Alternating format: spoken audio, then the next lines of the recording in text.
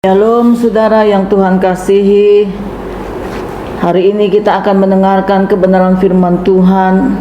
Tema yang saya berikan adalah menghadirkan kemuliaan Tuhan dalam keluarga, yang diambil di dalam Rut pasal 2 ayat 19 sampai 23. Ini merupakan tema GBI di bulan Juni tentang keluarga.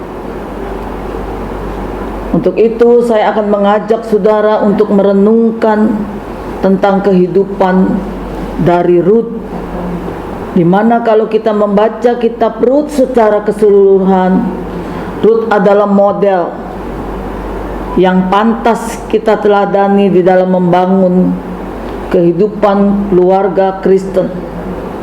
Rut adalah contoh yang baik untuk kita menjadikan teladan di dalam kehidupan keluarga. Kenapa, saudara? Karena Rut mengalami kehidupan yang normal. Artinya dia pernah mengalami kesuksesan. Dia juga pernah jatuh dalam kemiskinan, kehilangan suami, kehilangan harta, dan melakukan yang terbaik. Dia bangkit sehingga keadaan menjadi membaik dan sukses kembali, atau mengalami kehidupan yang berkemenangan. Naomi mertua Rut hatinya penuh dengan luka. Namun Naomi berkata di dalam Rut 1 ayat 20, "Jangan sebut aku Naomi, sebutkanlah aku Marah, sebab yang Maha Kuasa banyak melakukan yang pahit kepadaku."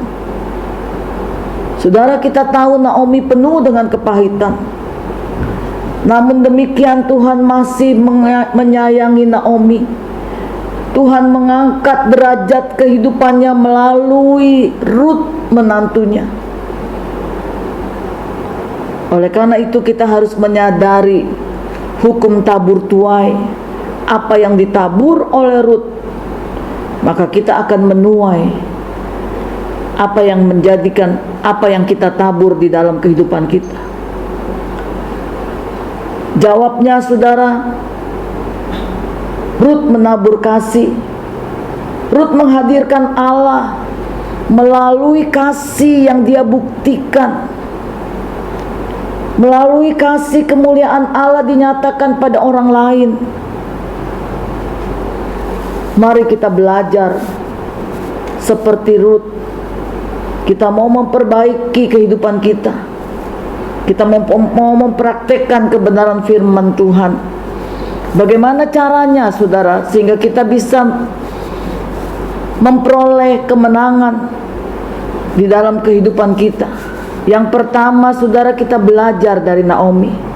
Apa yang kita bisa pelajari dari Naomi? Pertama, Naomi adalah orang yang peduli. Kalau kita baca di dalam Rut 2 ayat 19, "Maka berkatalah mertuanya kepadanya, di manakah engkau memungut?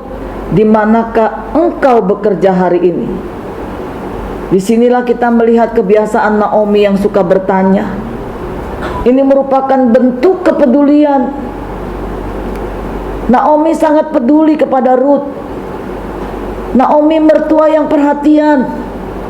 Bagaimana dengan saudara dan saya? Apakah kita menjadi mertua yang perhatian atau mertua yang suka ikut campur urusan orang lain? Banyak mertua berkata, "Saya ikut campur karena saya peduli dengan mereka." Saudara, kita harus tahu, peduli dan ikut campur itu adalah dua hal yang berbeda.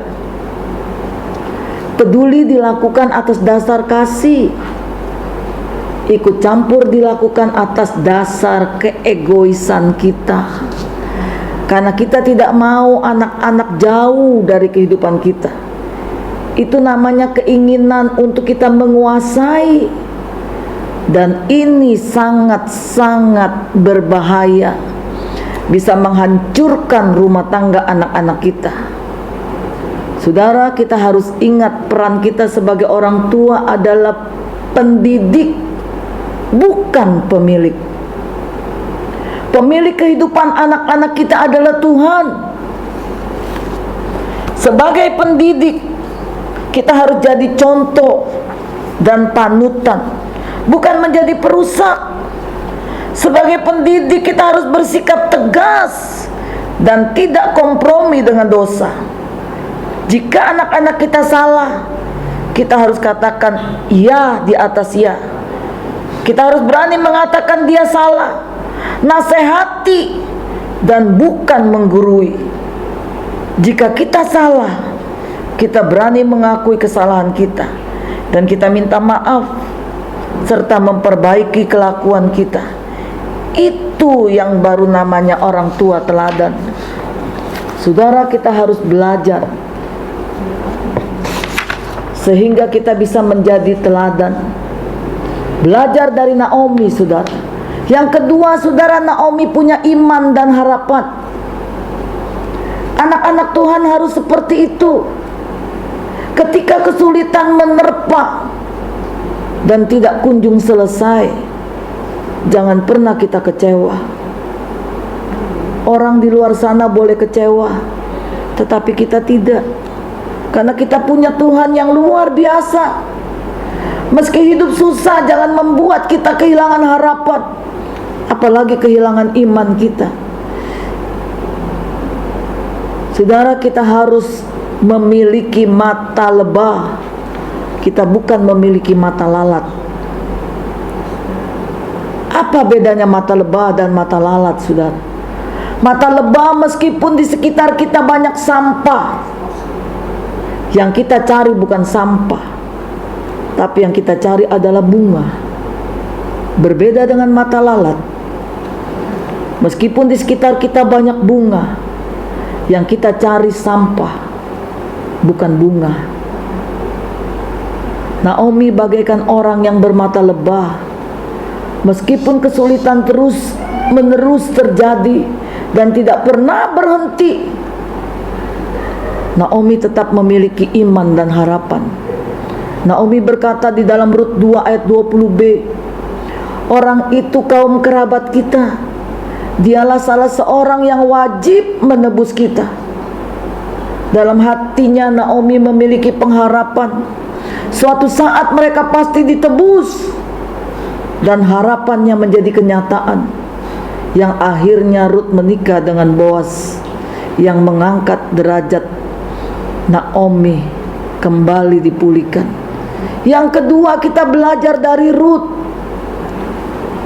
Ada beberapa hal yang bisa kita pelajari dari Rut, saudara. Pertama, Rut adalah orang yang punya iman. Ketika Naomi menyuruhnya untuk kembali ke rumah orang tuanya, apa yang Rut katakan? Rut berkata, janganlah desak aku untuk meninggalkan engkau dan pulang dengan tidak mengikuti engkau. Sebab kemana engkau pergi, ke situ jugalah aku pergi. Dan di mana engkau bermalam, di situ jugalah aku bermalam. Bangsa mula bangsaku, Allah mula Allahku. Kalau kita baca di dalam Rut 1 ayat 16, sikap inilah yang harus ada di dalam setiap kehidupan kita sebagai anak-anak Tuhan. Saat kita diperhadapkan dengan masalah, dengan kesulitan, dengan jalan buntu, kita sebagai orang Kristen tidak boleh lari dari kenyataan dan kita menyerah. Kita harus lebih kuat dari orang-orang yang ada di sekitar kita yang tidak mengenal Kristus. Justru ketika engkau tetap beriman di masa yang sukar, disitulah kualitas imanmu teruji. Jika punya kedudukan dan banyak uang, semua orang juga bisa beriman. Tapi jika kesukaran, kesulitan terus terjadi di dalam kehidupan saudara dan saya, masih bisakah kita memiliki iman yang kuat? Saudara, belum tentu orang bisa beriman. Disinilah hebatnya Rut. Dia membuktikan kualitas imannya. Saudara, biarlah kita boleh memiliki iman seperti Rut. Apapun yang sedang kita hadapi saat ini, jangan pernah kita tinggalkan Tuhan kita. Jangan pernah kita tinggalkan Allah kita, karena Dia Allah yang peduli, Allah yang mengerti, dan Allah yang tahu sampai kedalaman hati kita yang paling dalam. Yang kedua, Rut adalah orang yang taat. Kalau saudara baca di dalam Rut 2 ayat 22, dikatakan Naomi memberikan perintah kepada Rut, "Ya anakku, sebaiknya engkau keluar bersama-sama dengan pengerja-pengerjanya perempuan." Di ayat 23 dikatakan demikianlah Rut tetap dekat pada pengerja-pengerja perempuan Boas. Dari sini kita tahu Rut memiliki hati yang taat. Saudara, ketaatan adalah bukti bahwa kita memiliki kasih. Ketika kita berkata kepada mama kita, "Mama, aku mau mengasihi engkau," atau "aku mengasihi engkau," tapi tak satu pun perintah dan nasihatnya kita lakukan atau kita dengarkan, apakah betul kita mengasihi orang tua kita? Saudara, tentu jawabnya tidak. Jika kita berkata, "Aku mengasihi engkau Tuhan, aku mencintai engkau Yesus," kita pasti mau melakukan dan mengikuti, mempraktekkan kebenaran firman Tuhan. Menuruti firman Tuhan berarti berpegang kepada ketetapan. Itu artinya kita belajar taat dan mentaati Tuhan. Kalau kita baca di dalam Ulangan 11 ayat 1, saudara, kita mau belajar taat dan mempraktekkan kebenaran firman Tuhan, sehingga kita bisa bertahan di dalam menghadapi masalah-masalah yang sedang kita hadapi saat ini. Yang ketiga, Rut memiliki hati yang sabar. Ketika mertuanya menyuruh dia pulang, Rut tidak pernah marah, Rut tidak pernah menggerutu, Rut tidak pernah sakit hati terhadap mertuanya.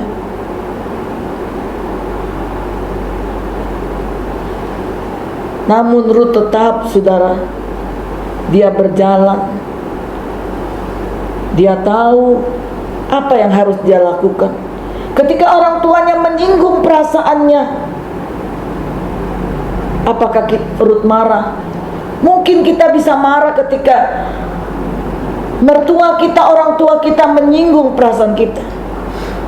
Ini membuktikan kita tidak dewasa. Justru iman yang dewasa itu membalas kejahatan dengan kebaikan.